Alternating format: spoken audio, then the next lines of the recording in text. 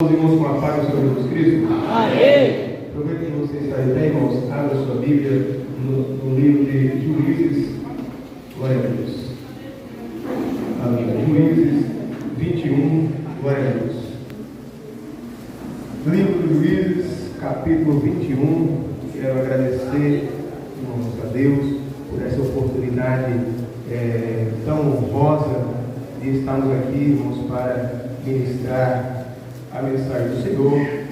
Sabemos que há capacidade excelente em todos os obreiros para tal, mas o Senhor nos honra nesse dia e eu sou muito grato a Deus e a Deus passo da vida desse convite e a aceitação dos obreiros, e isso é maravilhoso. Então, livro de Juízes, capítulo 21,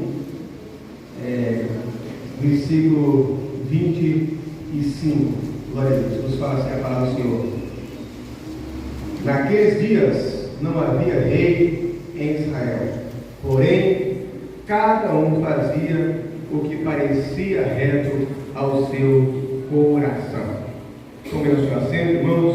Louva a Deus pelos irmãos que têm ido ali em Sorocaba, irmãos. Eu quero dizer, irmãos, que embora alguns irmãos vão em caravana na Santa Ceia, mas, irmãos, em qualquer época do mês que os irmãos quiserem ir ali em Sorocaba, os irmãos estão convidados, eles convidam para os obreiros, para todos os irmãos, recebam a satisfação de receber os irmãos ali em Sorocaba. Louva a Deus, os irmãos foram lá receber, irmãos. Mário, aleluia, foi igreja ali na vida dos irmãos ali no Cabelô, irmãos, aleluia, glória a Deus. Irmãos, e diante da mensagem que o presbítero, né? O presbítero que pregou, irmãos, domingo lá, no Bom Sucesso, não foi? Deus nos visitou lá de maneira tremenda e poderosa. Ontem, eu cheguei mais cedo, fui no culto ali no Guaraú, irmãos, e os céus desceu. Se você acha que é mentira, vem lá no vídeo, vai lá no vídeo, né? Está gravado lá, irmãos. Aleluia. Não foi gravado, não, pelas fotos. Agora lá foi gravado, irmãos, o negócio estava forte. Então, irmãos, fica até um tanto mais, assim, até meio constrangedor, né? Pregar tão fervorosamente, irmãos, mas cada um na sua medida, né? Aleluia. Eu prometo, irmãos, que eu vou gritar o vídeo. Aleluia. Vamos só levantar, agora gritar, eu não sei gritar. Amém? Se eu gritar muito, eu vou dar uma segurada no som aí. Mas, irmãos, louva a Deus que o Senhor preparou a vida do presbítero Marcos, da diácono da irmã Luana, que, irmãos, veio dando carona para nós, veio a missionária também, que sempre está comigo, graças a Deus, então faz parte da minha vida, do meu ministério. E eu não sei se os irmãos sabem, irmãos, mas na igreja lá em Sorocaba, irmãos, ela tem a ver com o desejo de Deus, primeiramente, né? Depois da Elaine, da missionária Marquete e do pastor Amil.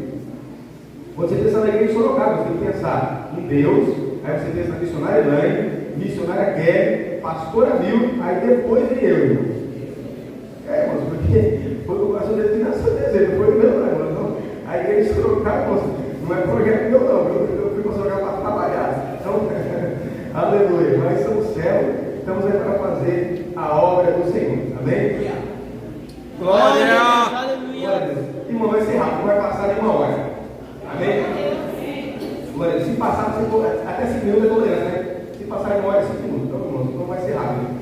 Mas, irmão, o Senhor colocou uma palavra ao meu coração para esse dia, durante essa semana, e eu já falei aqui algumas vezes, irmãos, eu prego mensagem temática porque é mais fácil pregar e não precisa de muita coisa, né? Então, mais é um estilo, né? Que aí é uma outra situação, né? Mas, irmãos, eu quero pregar hoje sobre autônomos da fé. Aleluia.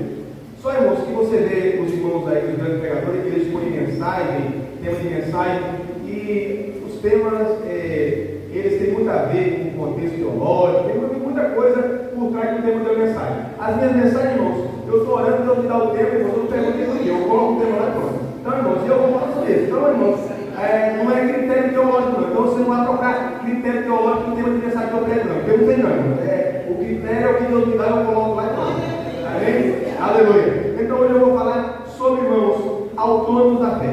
Irmãos, a palavra autônomo, uma cidade igual Peruíbe, é fácil você compreender. Autônomo nada mais é do que aquele que faz por conta própria, vamos aqui um tema assim, um pouco assim mais popular, que não presta conta para ninguém. Irmãos, e eu estava orando ao Senhor, pedindo uma palavra esse dia. Se doer, irmão, não tem problema, que palavra tem dói mesmo. Se constranger, não tem problema, é assim que funciona mesmo. Se você não gostar, não tem problema. Irmão, se a palavra ela vem para exortar, para edificar e para consolar. Se ela consolar, dá glória, irmão. Se ela edificar, dá glória. Mas se ela confrontar, dá glória também, irmão. É assim que funciona. Aleluia. E o Senhor nos colocou essa palavra no coração e me deu por base esse livro aqui dos Juízes. O livro de Juízes é um livro que inspira muitas mensagens aos pregadores, e não quero aqui, irmãos, ficar me detendo nessa mensagem em aspecto teológico, porque não é essa a ideia da mensagem dessa noite. Mas o livro de Juízes, irmão, sabe que conta a história de quando o povo entrou na terra prometida. O povo estava sendo presidido na sua saída por Moisés, depois por Josué, e quando encerra o domínio, a liderança de Josué, agora entra o período dos juízes. Aproximadamente 13 juízes governaram sobre Israel. As contas do tempo, irmãos, talvez batem muito, porque alguns juízes, como os irmãos que estudam cosmologia sabem, eles governaram de forma simultânea, ao mesmo tempo. Então, se você pegar cronologicamente, o tempo não bate.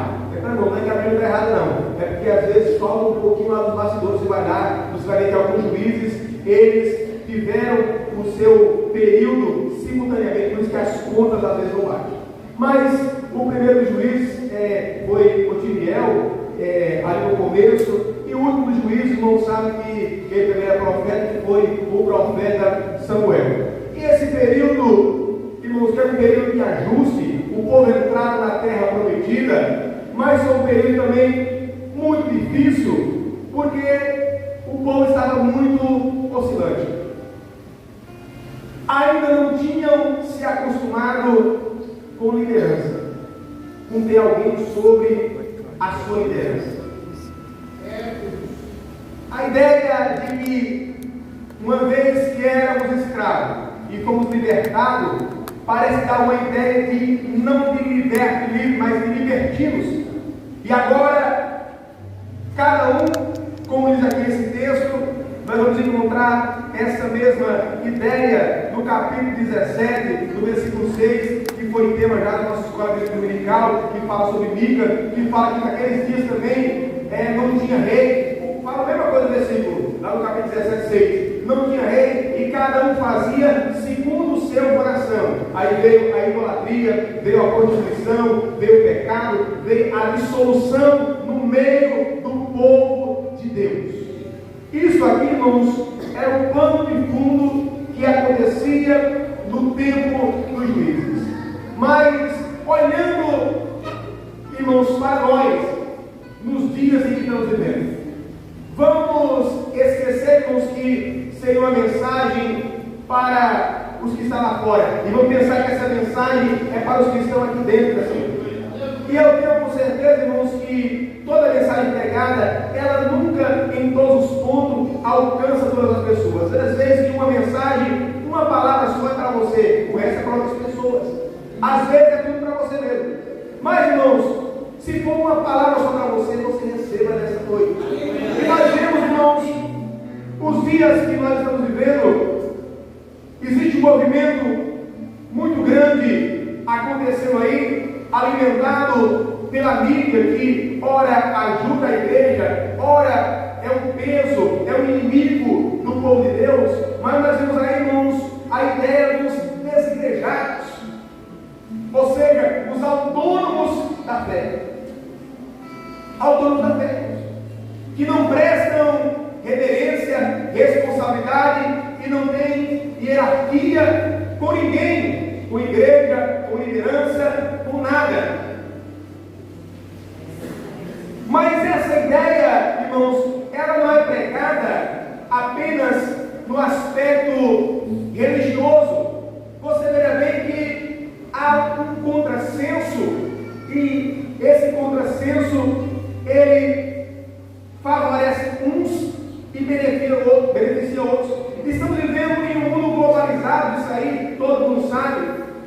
aonde as alianças, elas fortalecem reinos, países, fortalecem blocos continentais, e você vê toda hora um governador, um prefeito, um presidente, um líder de uma região, ele procurando fazer aliança para se fortalecer, ou seja, o forte ficando ainda mais forte.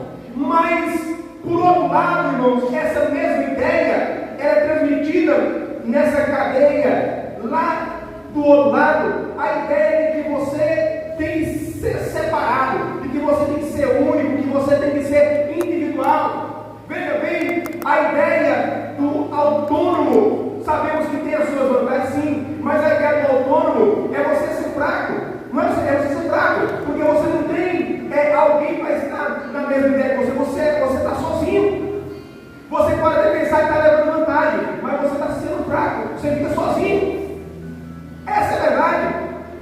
Agora você pensa na ideia empresarial, as grandes empresas, elas vão lá e compram as suas rivais e vão criando grandes blocos de empresas, às vezes até carteiras, aquela coisa toda. Mas aí, quando é para se prestar serviço, o que eles fazem? Eu quero terceirizar, ele enfraquece você, terceiriza você, você fica fraco. Aqui o MEI, aí você, agora eu tenho MEI, agora eu também sou empresário, mas você está sozinho. Você pensa que está sendo forte, não, agora eu estou em pé de igualdade com a grande empresa, não, você se enfraqueceu porque você está sozinho. O sistema, irmãos, ele vai enganando os mais fracos, vai se tornarem mais fracos, enquanto eles se tornam mais fortes. Se você pensar na ideia, irmãos, religiosa, nós sabemos, irmãos, não vamos aqui aprender pouco, mas quando você pensa na ideia do itinerante, da maneira, vou dizer que da maneira errada, o pregador itinerante, ele pensa que ele é forte, porque ora ele está em Sorocaba, ora ele está em Guarujá, ora ele está em Registro, ora ele está na Paraíba, ora ele está no Rio Grande do Sul, e ele está pensando que ele está forte, ele está em vários lugares ao mesmo tempo, mas ele está fraco porque ele está desguarnecido, ele está solto. Mas a ideia não, você está em muito lugar, você é grandão agora. Grandão não, você está enfraquecendo, você está saindo fora do plano, do núcleo, da cobertura. Quanto mais você se separa, mais fraco você fica. Quando você pensa no reino animal, pensa no reino animal, vê lá aqueles biscoitos, se não me engano, vê lá como é que acontece, irmãos, as presas, aqueles que são os predadores. Pensa no leão, no leopardo, ou qualquer coisa assim, eles invadem sobre um bando e dá aquela correria. Aquele que se isola está falando da morte. O que se isolou se enfraqueceu, ele agora fica presa fácil. Se isolou, fica presa fácil. Ele se enfraquece. E a palavra que o Senhor colocou no meu coração nessa noite: cuidado com a autonomia da sua fé. Você pode pensar, irmãos, quantas vezes eu já ouvi durante a minha caminhada alguém dizer: eu não preciso, usa ainda, irmãos, um texto do apóstolo Paulo dizendo, quando o apóstolo Paulo diz: olha, o meu ministério não foi eu que me deu, foi o próprio Jesus que me revelou, e aí, olha, o meu negócio é só ele e Deus, é só comunhão vertical. Mas eu quero dizer para você que comunhão vertical, se não tiver comunhão horizontal, você está fraco e está afastado ao eu. Porque o meu apóstolo Paulo diz: olha, irmãos, eu quero que vocês, a comunhão horizontal, olhem para mim, olhem quando eu abrir a boca, eu seja fortalecido na mensagem do Evangelho. Não tem forte sozinho, ele é forte que é o meu vida. Glória a Deus, aleluia. Mas estamos vivendo dias, irmãos, de autônomos da fé. Essa ideia está sendo impregnada.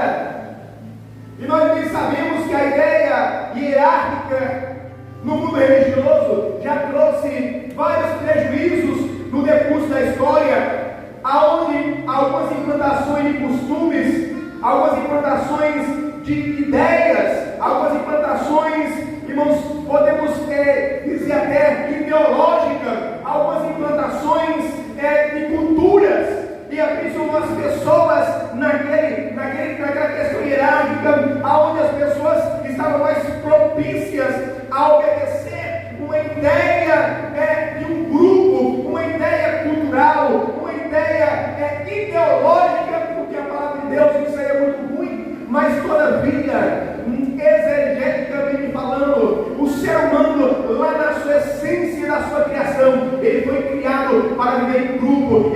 criado para viver em comunhão, ele foi criado para viver, irmãos, comigo. Há pessoas que se sentem mais bem, mais à vontade em estar sozinho, em estar isolado, em não prestar conta a ninguém. Tem gente que assim não tem, só que esses que são assim, eles estão com problemas, estão com dificuldade, irmãos. Qualquer ser humano que o seu bem-estar é quando ele está sozinho, isolado, sem ninguém, é quando ele está com defeito de fabricação, porque o Deus que criou, ele não é, ele não se engana, ele criou você para viver em conjunto, em comunhão. Se você vive sozinho, isolado, excluído, autônomo, eu quero dizer para você, você está com defeito de fabricação, logo vira fraqueza, logo vira inimigo, esse é para você, porque você não pode ser forte sozinho, porque a essência do que é a dependência e a luta do ser humano para crescer a porta da sua presença.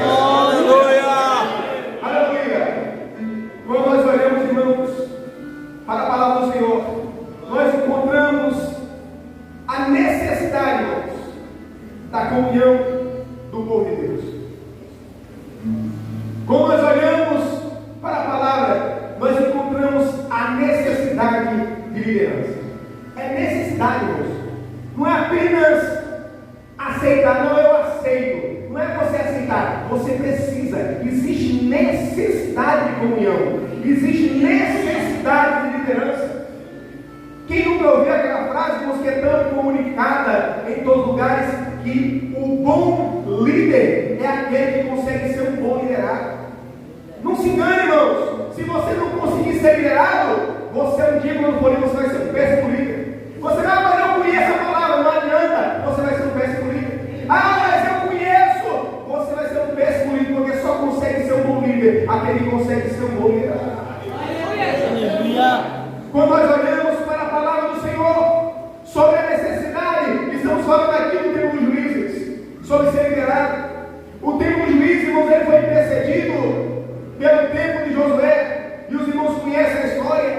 Deus prometeu a terra para o povo, e agora, quando estavam chegando à beira do Jordão, 2 tribos e meia chegaram para Moisés e disseram: ah, meu Senhor, sabemos que a promessa do Senhor é para essa terra e ser dividida para o seu povo, mas olha para nós, os teus servos, temos muito gado, temos muita fazenda, e essas campinas daqui do Jordão, elas são propícias para nós.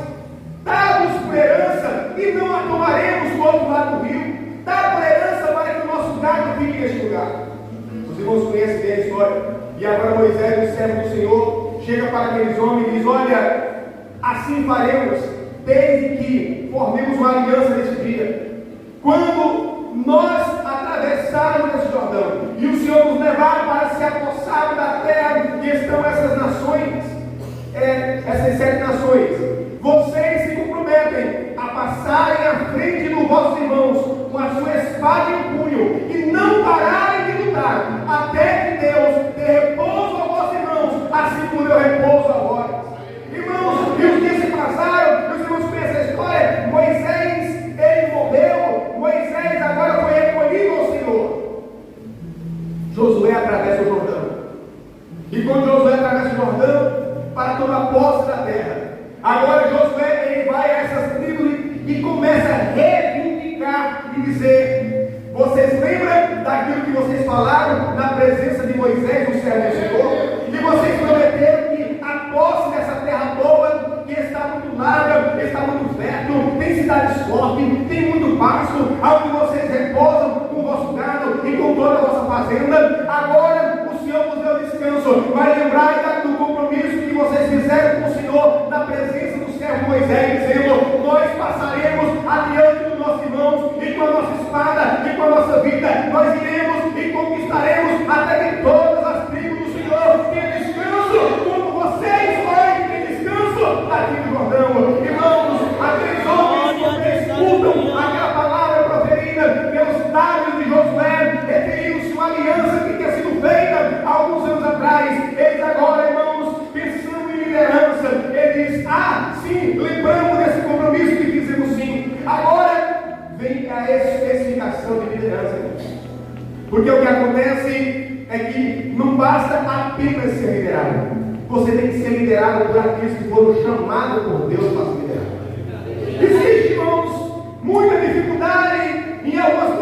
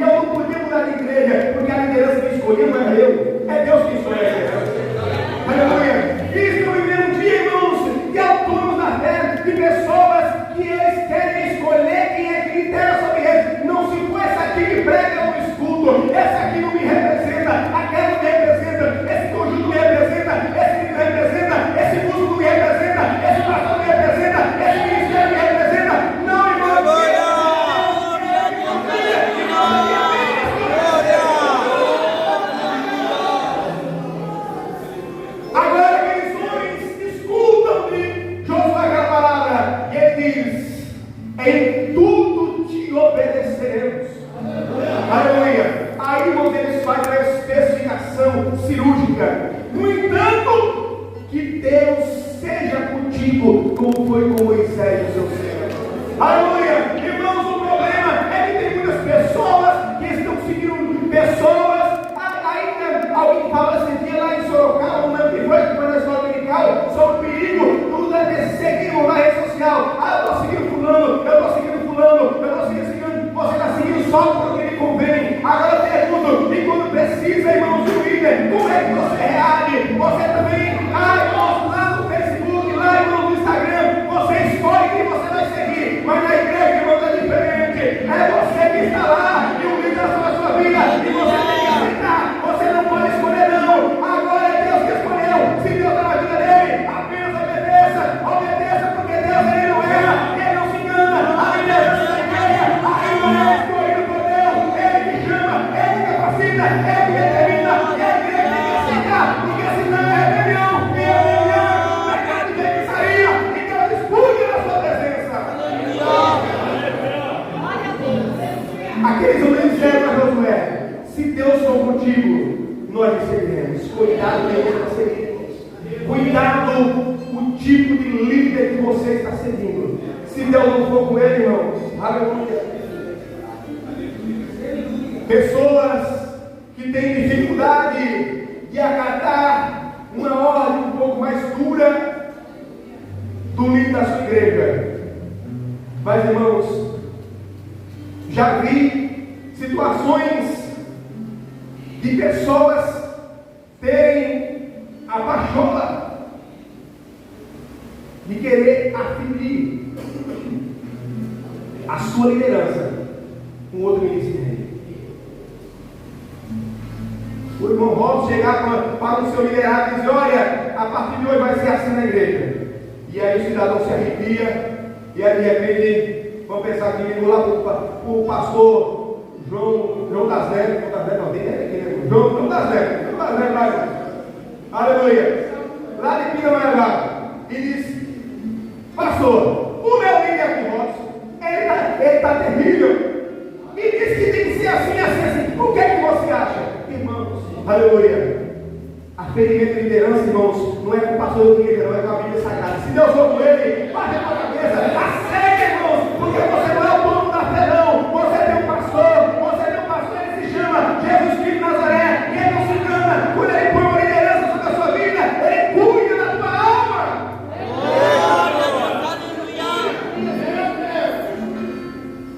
Quando nós olhamos, irmãos, essa é a especificação.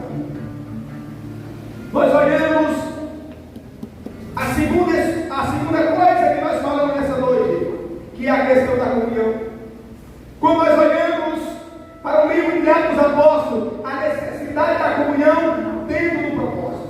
Porque, irmãos, existe pessoas confundindo comunhão e comunhão. Paulo diz: se possível, tenhais comunhão com todos os homens. Irmãos, você não precisa, porque você é crente, ser inimigo do macumbeiro, não. Você não precisa ser inimigo da prostituta, não. Você não é inimigo dele. Você não é inimigo, irmãos, do profano, não.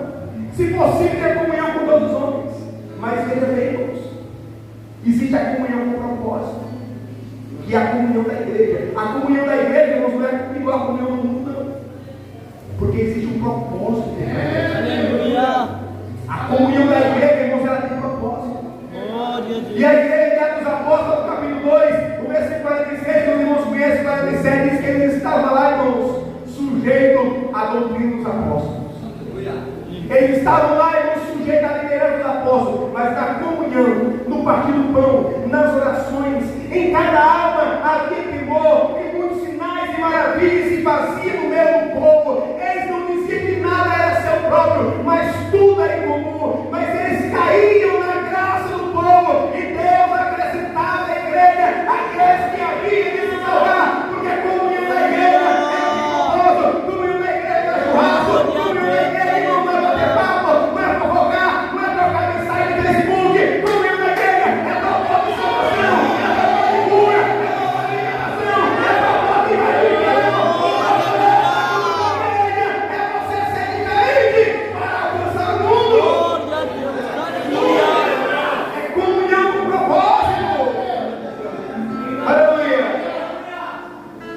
Aleluia! Quando nós olhamos para o livro de Juízes e nós encontramos tristemente encerrar-se um período de aproximadamente 300 e tantos anos aí. E a tendência era, cada um fazia segundo o seu coração. Aleluia. Glória a Deus, aleluia. Irmãos, quando nós olhamos para isso, se nós aferirmos, segundo aquilo que falou o profeta Jeremias, no seu capítulo 17, versículo 9, ele está narrando sobre uma tragédia social. Jeremias está trazendo as suas profecias sobre uma tragédia moral. Jeremias está trazendo as suas profecias sobre uma tragédia, irmãos, que está envolvendo o corpo, alma e espírito de Judá. Uma tragédia, irmãos, que ela é religiosa em primeiro lugar. Em segundo lugar, ela é uma tragédia moral. Ela é uma tragédia social, porque aquela nação estava vivendo os prenúncios de uma grande destruição religiosa, uma grande destruição, irmãos, física, social, porque estava em degradação. Mas quando nós chegamos no capítulo 17, no versículo 9, nós encontramos Jeremias em meio à narrativa desse período que agora Judá estava vivendo. Ele diz: olha, enganoso é o coração, mais do que todas as coisas, quem o conhecerá? Irmãos, aquele que anda segundo o seu coração, ainda o presidente da Prega Monte, lá, irmãos, na igreja do Guaraú, irmãos, e eu estava lembrando quando ele pregava, o mesmo sábio, irmãos, ele dizendo em Eclesiastes: ei, jovem, se quiser fazer o que vem ao teu coração, faça. Agora sabe uma coisa, que Deus vai trazer juízo sobre isso aí. Eu quero dizer para você, irmãos, que aquilo que vem do teu coração, você tem um livre-arbítrio, mas há um juízo por trás disso, como eu preguei ontem. Você pode fazer, mas pode esperar que o juízo está vindo aí. Mas Deus nessa noite está proclamando por a sua mensagem pregada nessa noite. Não queira ser autônomo, não queira ver segundo o seu coração, não. Você tem um crime para seguir, e o crime se chama vida sagrada. Você tem um segundo crime a seguir, que é o crime que Deus colocou sobre a sua vida. Você não é autônomo, você não é dono de si mesmo. A tua liberdade, ela está presa em que Jesus, quando Paulo fala sobre isso, ele fala: eu sou prisioneiro de Cristo, eu sou escravo de Cristo, eu não posso mais fazer segundo. Ai de mim, se não obedecer esta palavra.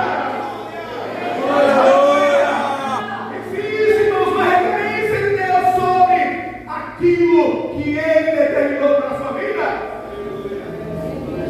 Quando nós olhamos esse povo, irmão, segundo a visão de Jeremias, o povo vivendo segundo o seu coração, se degradando em si mesmo, no esquecimento social. Aleluia! O abandono religioso das questões sacras. Os reis que não mais se sujeitavam ao Senhor. E culminou, irmãos, na tragédia do cativeiro babilônico. Ainda outro dia, lá em Sorocaba, o prédio do céu teve uma mensagem muito forte e abençoada, que aquele povo da Babilônia estava dentro do rio.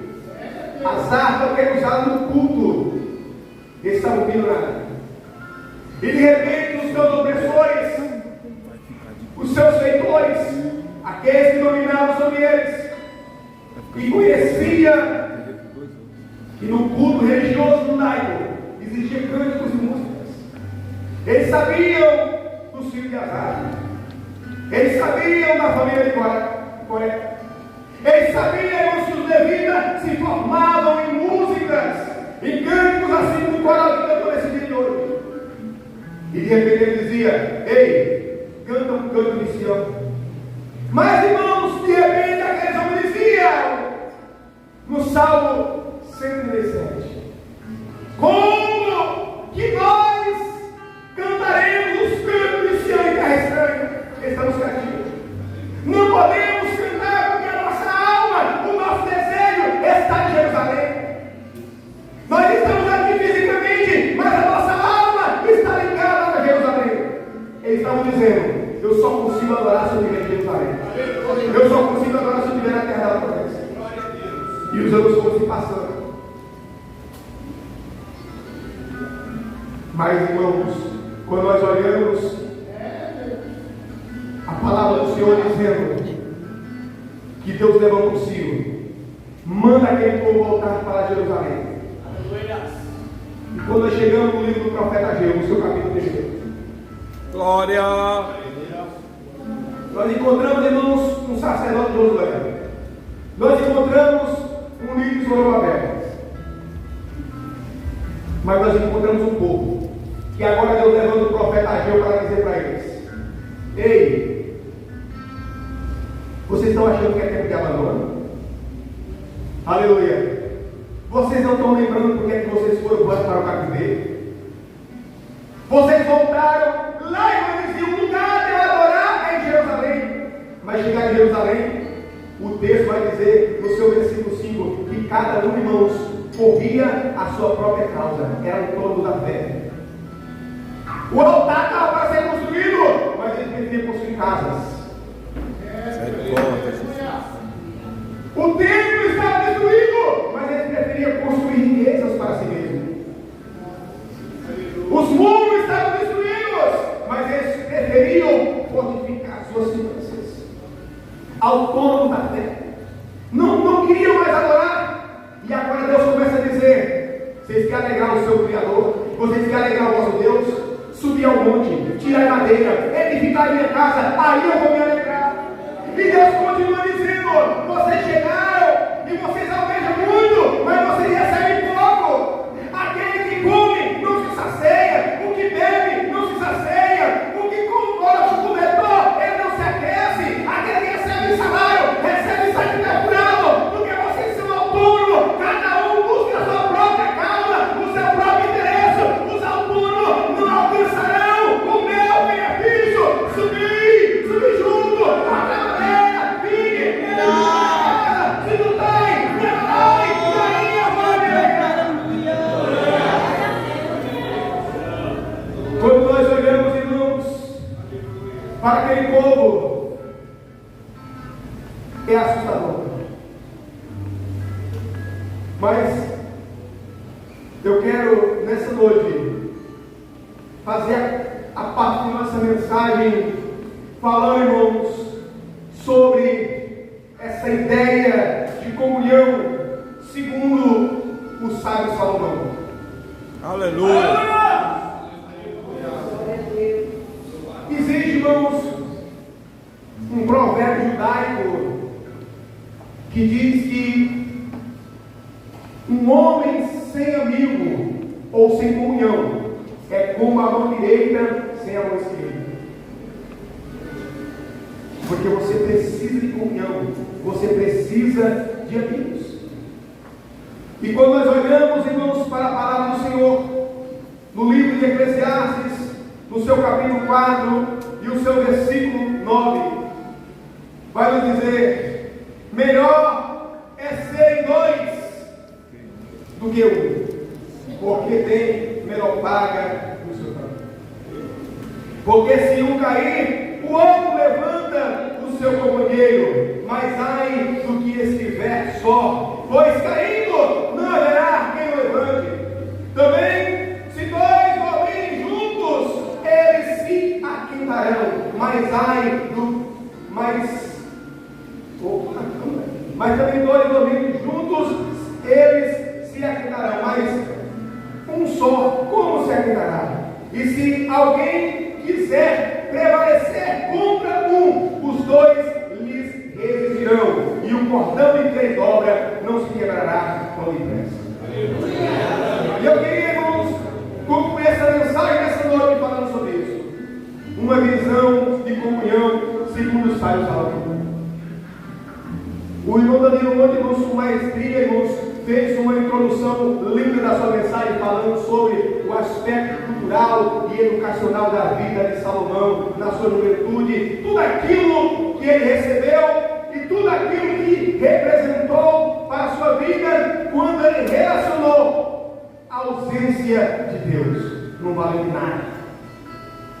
Mas esse homem, olhando a humanidade,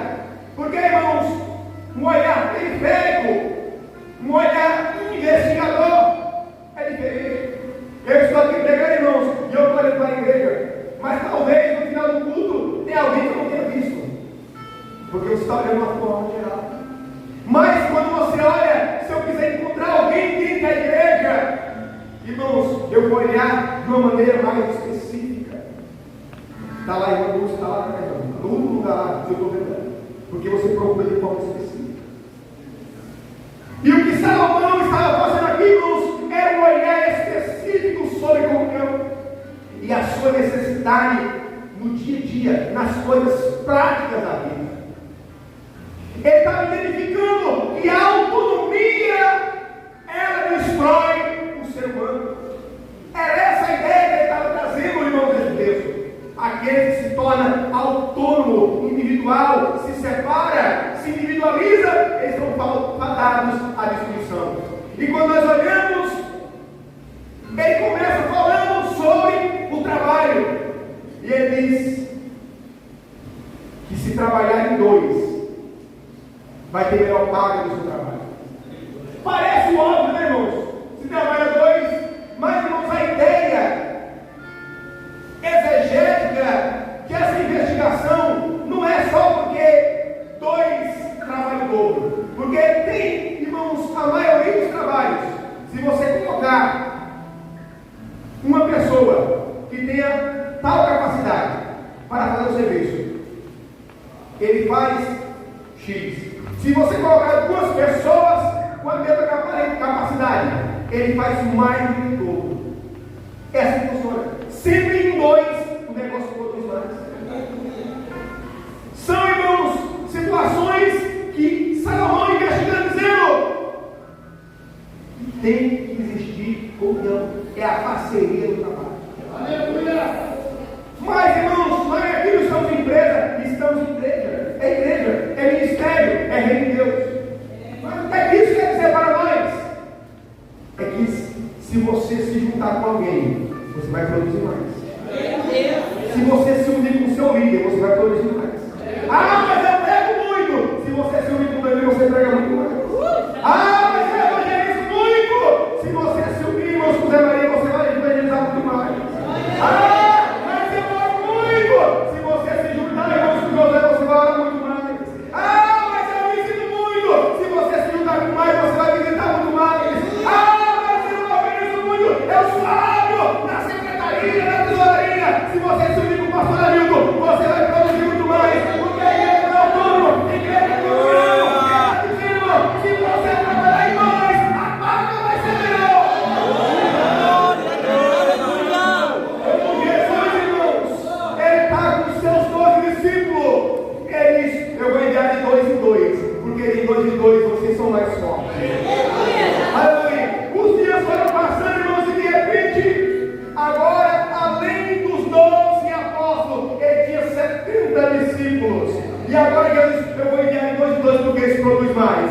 Aleluia. Irmãos, é a palavra de quem sabe o que está dizendo. Eu quero dizer para você: você quer produzir mais, não faça sozinho, não. Ah, eu faço sozinho porque eu não quero ninguém me atrapalhando. Ninguém atrapalha, ninguém retém, não. O reino de Deus, ele soma, ele hospedai, ele atrapalha, se una, prática, falsa sandália da verdade, se junta com alguém e produza mais para o reino de Deus.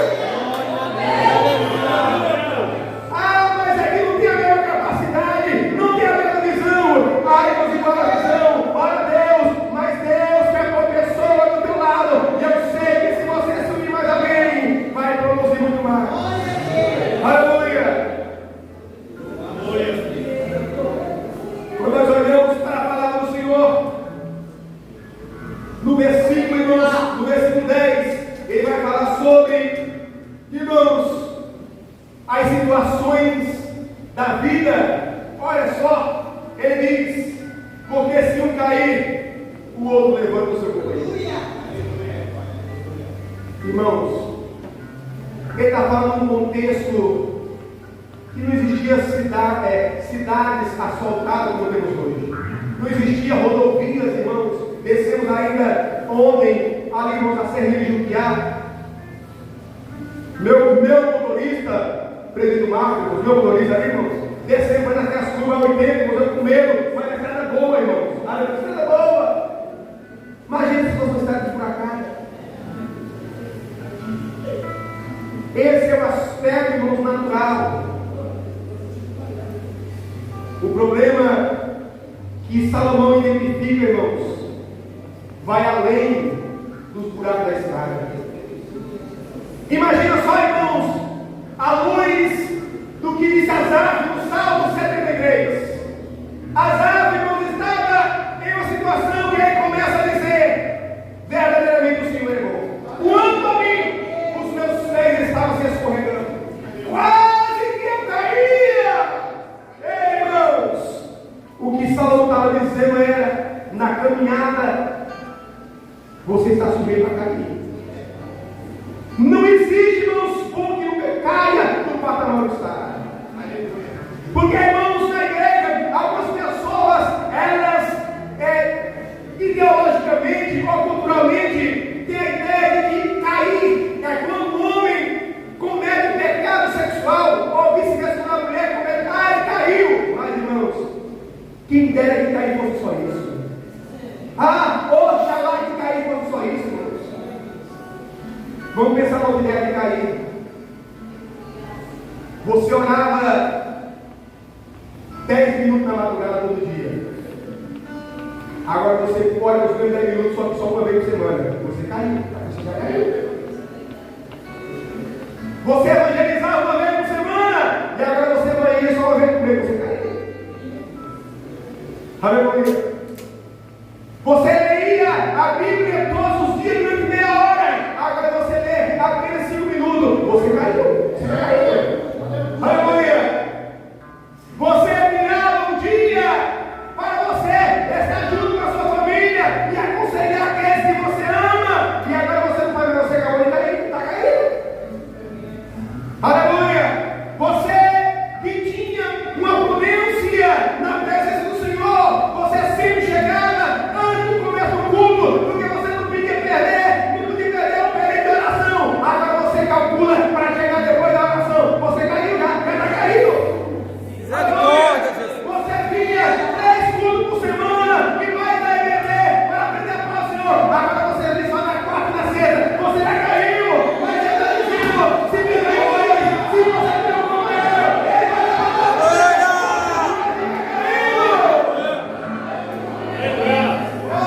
Você precisa do companheiro fazer, amigo.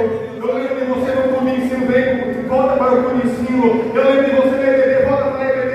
Eu lembro que você me chamava para ver propósito de madrugada, voltava de madrugada. Eu lembro que na semana da ceia, você ia os 3 dias de oração do monte, volta para a oração do monte. Irmão, se você tiver companheiro, ele vai levantar você.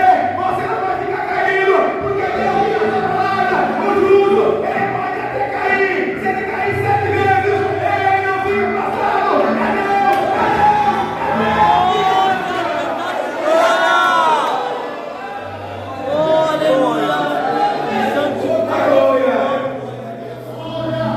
Nós olhamos para a palavra do Senhor, ainda à luz do versículo 11, que ele continua dizendo: também, se 2 dormirem juntos, eles se aquietarão. Aleluia. Irmãos, a questão, irmãos, do aquecimento do corpo humano, isso aí você estuda na escola. A questão, irmãos, que você estuda lá em química, que os corpos eles buscam a igualar a sua temperatura. Isso aí você estuda na escola. Mas não é apenas disso que Salomão estava falando. Aquela ideia, irmãos, aquela brincadeira que alguém fala: é noite de inverno, eu não posso brigar com a minha esposa, eu quero me aquentar com ela. Irmãos, não é só isso não. É muito mais além. É muito mais profundo. Porque naquele tempo, irmão, ele está falando de parceria. Se alguém viajasse para cruzar o deserto, se alguém viajasse uma viagem longa sozinho, aleluia, se ele encontrasse o inverno, ele morreria. E quantas pessoas, irmãos, que você talvez, você que está aqui nessa noite, você conhece, ele estava bem, o sol estava quente, ele estava, vamos pensar numa ideia judaica, ele estava lá com a sua capa e com a sua túnica, estava bem, porque estava sol, estava claro, estava dias. Mas de repente, irmãos, o declínio do sol foi trazendo a frieza da noite. Aleluia. E o deserto, irmãos, ele tem uma peculiaridade que de dia é muito quente e à noite é muito frio. E quantas pessoas, irmãos, que estavam bem, não estou bem, eu estou sozinho, eu estou bem, é até mais confortável, porque está muito quente. Mas a noite pode chegar. Na virada do dia, o inverno pode chegar.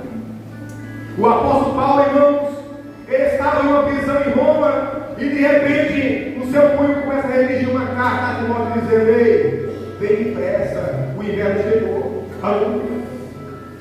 Aquele homem mandou prisão fria. Ele diz: ei, cadê a minha casa? O inverno chegou aqui. Aleluia. Mas, irmãos, ele começa a dizer: traz marco, porque o inverno chegou na minha vida. Aleluia. Ele está dizendo: olha, filho, o inverno chegou, Deus me abandonou. Ele estava preocupado no que é o dia do inverno, é o dia que ele estava sozinho. Aleluia. Mas Salomão está dizendo: se tiver dois, você não vai ter problema no inverno, porque alguém vai ter. Paulo está dizendo: o inverno chegou na prisão, mas se eu tiver alguém para me aquentar, para me dar eu sei que eu vou vencer. Eu estou sendo oferecido com expiação, mas se tiver um companheiro, eu vou esperar, porque o céu é ali. E Deus está dizendo: não se isole, não tenha duro, porque o inverno pode chegar e você não resiste se você estiver sozinho. Aleluia. Os autônomos morrerão. Quantas reportagens você não já deve ter ouvido por aí? Alpinistas sobem, irmãos, a montanhas cobertas de gelo em 3, 4, irmãos. 50 graus negativo, eles sobem e descem. Mas de vez em quando, algo diz: eu não quero dividir a minha glória. Eu vou subir sozinho porque eu quero recorde. E sobe, irmãos. E de repente, alguns dias depois, a notícia aparece: grupo de bombeiros encontra tal pessoa que foi sucumbido pela neve, foi sucumbido por hipotermia, foi sucumbido porque a neve o sucumbiu em tantos graus negativos. É porque o dia do inverno chegou e ele estava sozinho.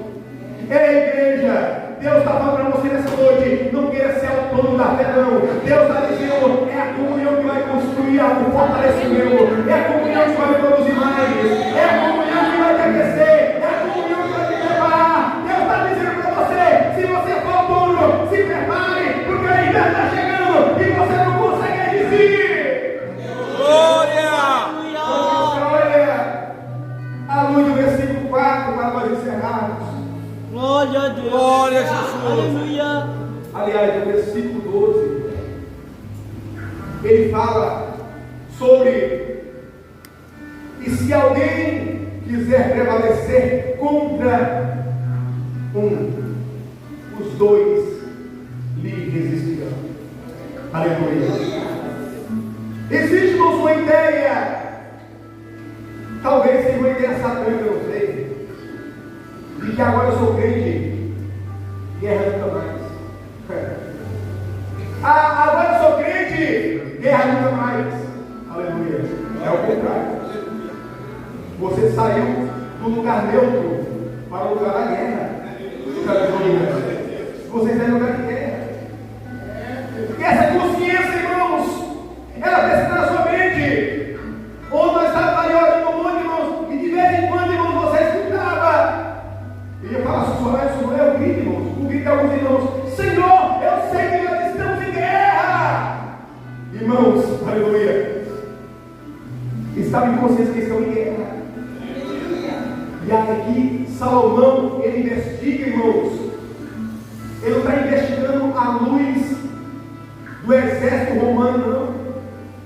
Ele não está investigando segundo a luz do exército, irmão, sírio, não. Do exército persa, não. Ele está falando, irmãos, de guerras que acontecem no dia a dia. E o problema é que algumas guerras, disse Paulo: ei, a guerra, ela não é contra carne e nem contra sangue, mas ela deseja armadura. Aleluia. Aleluia. Quantos cristãos, irmãos, estão vivendo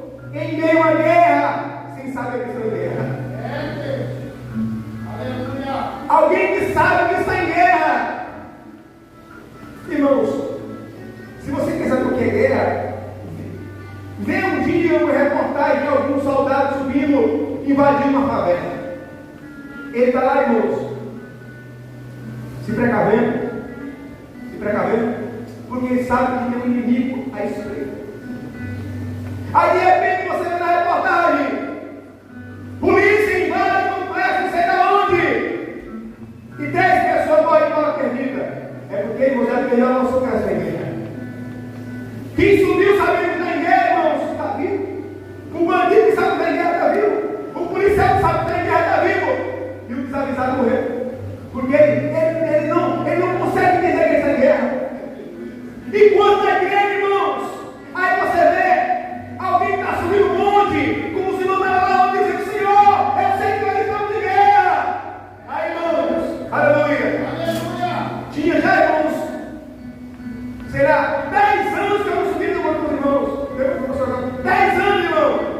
E aí lá, irmãos, no monte, os mesmos irmãos que 10 anos atrás, quando nós subimos naquele tempo da certo, para na Semana de Santa Ceia, os mesmos irmãos que estavam lá, irmãos, há 10 anos atrás, dizendo: Senhor, eu sei que estamos em guerra. Ele estava lá dizendo: Senhor, eu sei que estamos em guerra. Mas, irmãos, tem um monte que ficaram no caminho de morrer.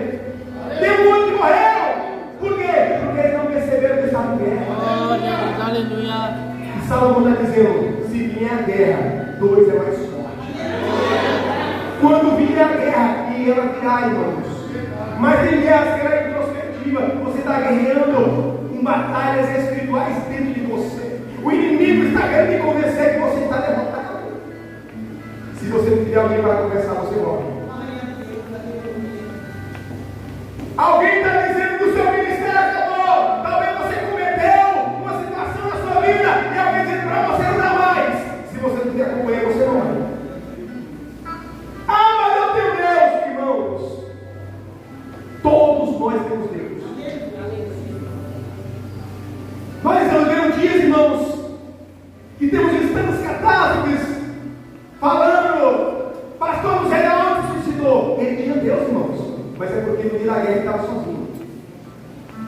Não pense que é porque ele era do diabo. Não, ele não era do diabo, ele era de Deus. É porque ele foi em guerra, só que ele estava sozinho. O dia do inverno chegou e ele estava sozinho. A labuta aumentou, o trabalho aumentou e ele estava sozinho.